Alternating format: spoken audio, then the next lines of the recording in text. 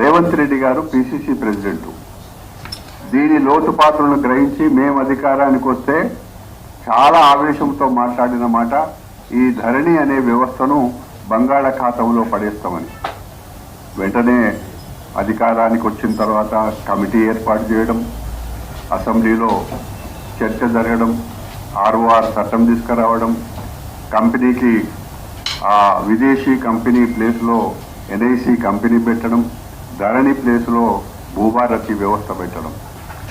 ఇవన్నీ ఒక రకంగా ఉంటే ఇవన్నీ కూడా రైతుకు సంబంధించిన సమస్యలు. వ్యవసాయానికి సంబంధించిన సమస్యలలో మీరు 9.5 సంవత్సరాల అధికారం వెలగబెడితే 2 సార్లు రుణమాఫీ అన్నారు. మొదటిసారి తిప్పి వాయిదాల పద్ధతిలో ఇచ్చిండ్రు. రెండవసారి వచ్చేటప్పటికి సగం ఇచ్చిండ్రు, సగం ఎగ్గొట్టేసిండ్రు. ఈ రకంగా రుణమాఫీ పథకం మీరు మీ కాలంలో నీరుగార్చడమే కాకుండా చాలామంది రైతాంగం నిరుత్సాహపడ్డారు. ఇట్లాంటి కార్యక్రమాలు మేము అధికారానికి వచ్చిన తర్వాత మేము ఛాలెంజ్గా చెప్తా ఉన్నాము.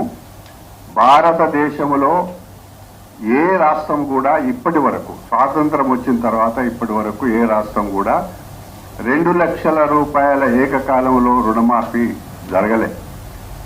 2 లక్షల రుణమాఫీ వల్ల 23,000 కోట్ల రూపాయల ధనం రైతాంగం ఖాతాలో పడ్డాయి. అది కూడా 2 సార్లు.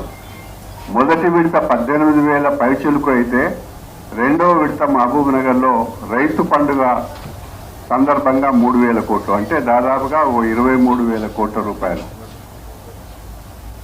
అదే కాకుండా మీరు చేసిన నిర్వాహకంలో ఇంకా గొప్ప విశేషం ఏంటంటే, మీరు ఆ రోజు రైతు బంధు పేరుతో మీరు చేసిన నిర్వాహకంలో ఎవరైతే, దానికి ఏమిటి రైతు బంధుకు ఒక మార్గదర్శకత్వాలలో ఎవరైతే పట్టా భూమి కలిగి ఉంటారో వాళ్ళకే రైతు బంధు ఇవ్వాలి. అది కూడా వ్యవసాయం చేసే భూమికి ఇవ్వాలి. మీరు చేసిన నిర్వాహకం వల్ల దాదాపుగా 21,283 కోట్ల రూపాయలు ప్రజాధనం దుర్వినియోగమైంది. దీనికి మీ దగ్గర ఏమన్నా సమాధానం ఉందా? ఇది ఎవరి సొమ్మని మీరు అట్లా ఆ భూములు, ఏ భూములు, ఓఆర్ఆర్కి పోయిన భూములు, లేకపోతే ఇంకొక రకంగా ప్రభుత్వం సేకరించిన భూములు, ఇంకా లేకపోతే గ్రామాలలో ప్లాట్లు చేసిన భూములు, ఇట్లాంటివన్నీ మీరు మీ కాలంలో 23,000 కోట్ల రూపాయలు దుర్వినియోగం చేశారు. అదే కాకుండా మీరు అధికారం కోల్పోక ముందు రైతు బంధు ఇవ్వాలి, బకాయి పెట్టిపోయింది. మేము ఇవ్వని ఆ బకాయా 7,675 రూపాయలు మేము ఆ డబ్బు కూడా మేమే అధికారానికి రాగానే రైతులకు అందజేసినాం. ఈ రకంగా చూస్తే మరీ ముఖ్యంగా కాంగ్రెస్ పార్టీ ఎప్పుడు కూడా మీరు మాటికి కౌలు రైతు అంటారు, రకరకాల అభియోగాలు చేస్తూ ఉంటారు, ఆత్మహత్యలు కూడా అంటారు. మేము అధికారానికి వచ్చిన తర్వాత ధాన్యము సేకరణలో 500 రూపాయలు బోనస్ ఇచ్చినాం పర్ క్వింటాల్. ఆ బోనస్ డబ్బు ప్రత్యేకంగా ఎక్కువ శాతం కౌలు రైతులకు పోయింది.